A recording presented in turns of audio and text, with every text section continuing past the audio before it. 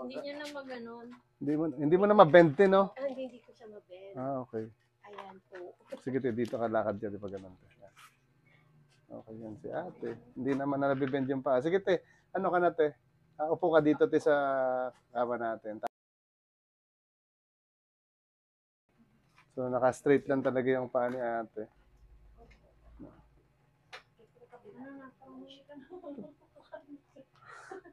Pero dati, te, nabibend mo yan siya?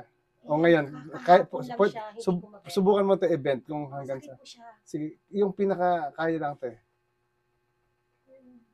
Yan, ganyan.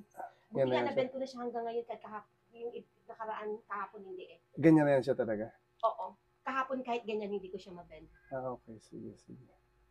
Ayan na, unti-unti ko na siya na-bend. Sige pa, sagad mo pa, te. Okay. Wala talaga, yan na. Yung kabila, te, yung kabila mo. Testing. Sige. Ayan, I can. Relax mo lang siya, te. Very good. Okay.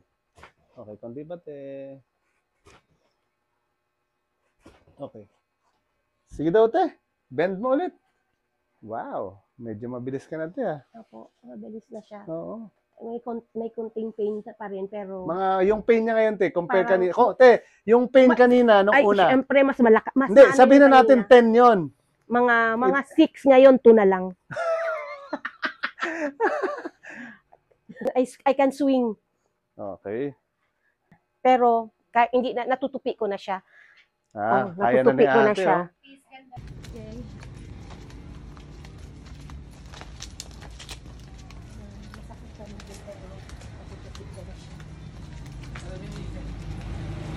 Okay na, te. Ang ganda na ng lakad mo. Nabibend mo na. Bye-bye, te. Bye, thank you po.